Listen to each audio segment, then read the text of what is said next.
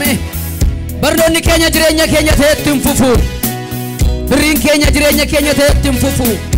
dandeettiin keenya jireenya keenya ta'etti fufu Yesuus tu jireenya bara baraati jireenya koo tu si jireenya koo ani si malee jireenya qabu natti dukkanaa yoo si dhabe gooftaa Yesuus jireenya koo tu si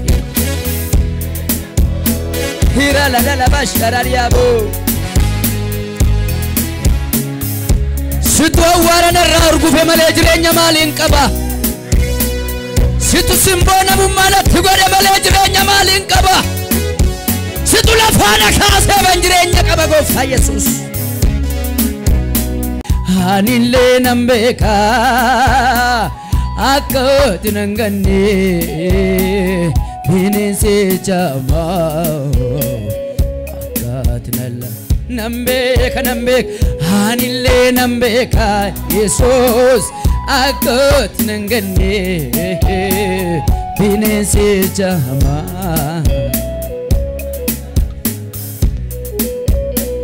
gafan si walbare abba ko sinjireni gafan si walbare bilto ko sinjireni gafan si walbare michu ko sinjireni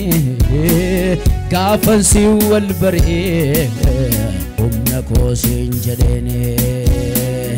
anille nambeka nangane benesi jama fe akatina lame anille nambeka akatina nangane benesi jama fe akatina lame sagale kesanda balati anille nambeka akatina nangane bineensi jama nagamu anille nambeka akkati nanganne hey bineensi jama nambeka amen akkati nanganne bineensi jama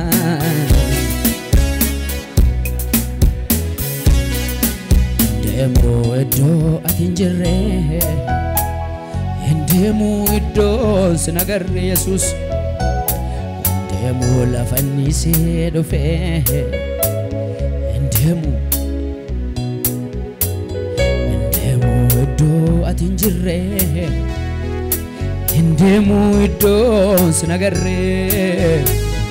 Endemo lafanni se dofe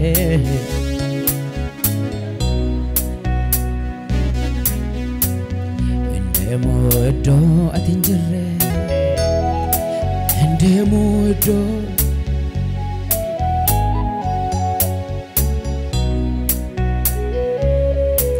Endemo harkaketan kufe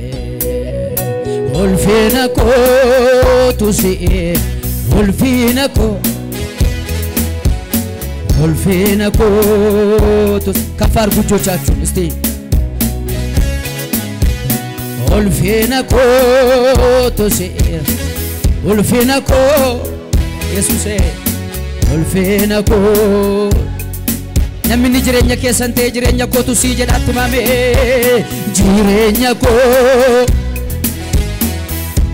warri Yesus duwwaan jireenya keessan ta'e erga keessan ol kaasa ansi malee jireenya qaboodhaatti mame barnoonni keenya jireenya keenya ta'etti fufu birriin keenya jireenya keenya ta'etti fufu dandeettiin keenya jireenya keenya ta'etti fufu Yesuus tu jireenya bara baraati jireenya koo tu si jireenya koo ani si malee jireenya qabu natti dukkanaa yoo si dhabe gooftaa Yesuus